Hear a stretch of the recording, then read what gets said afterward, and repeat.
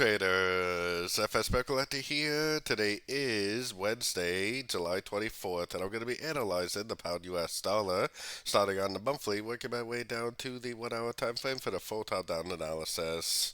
So on the pound US dollar, I'm definitely still looking at this as possibly an uptrend, which I still think is more likely an expanding flat. I think it's more likely an A B, and that would make it 5 ways up for a wave C. Most likely this is going to take out these previous highs and end up looking something like that. So taking it down to the weekly time frame. On the weekly time frame, we definitely have been going down for the last week and a half or so, but I'm definitely, as of now, still looking at this as a 1. I'm still looking at this as a WXY wave 2. I still personally think this weekly time frame will continue to make higher high, or higher low, higher low, higher high, higher low, and just keep on trending up for this big wave 3 that we are currently in. So taking it down to the daily time frame. On the daily time frame, we definitely do have a breaker structure to the downside, as you can see. So now we're either one, looking at a crutch into this whole move up right here, which would go someplace between the 38 and the 78% Fibonacci retracement, or two, we're looking at a complete trend reversal that possibly could even go down and take out the previous lows. I'm definitely looking at it as more likely a crutch into this move up, but let's look for shorts. And while we are looking for shorts, we will learn and earn whether it's a trend reversal or just a crutch into the uptrend.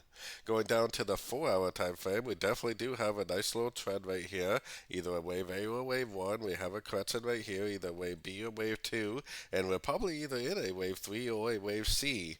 If it is a wave C, then it could bounce off any one of these Fibonacci levels, make a double bottom, make that big impulsive engulfing move to the upside. If I do see that, then I definitely would stop looking for shorts and start looking for longs again for the wave C.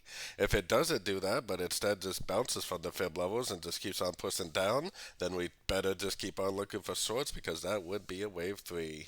So taking it to the 1 hour time frame, I personally am definitely looking for shorts right now, but if we do get a nice big Fibonacci bounce, a nice big engulfing move to the upside with a breaker structure, then that would prove to me that this is not a 1, 2, 3, but really it is an ABC. So if I do see, that nice Fibonacci bounce with a nice breaker structure, I would stop looking for shorts and start looking for longs again for the continuation of the uptrend possibly.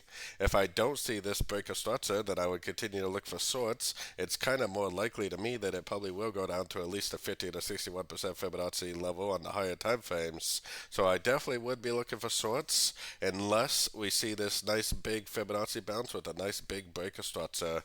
Otherwise, continue to look for shorts and enjoy the trend and trade with the trend. So don't forget to join my free Discord channel. It's linked over here in the corner. And as always, thank you and happy trading.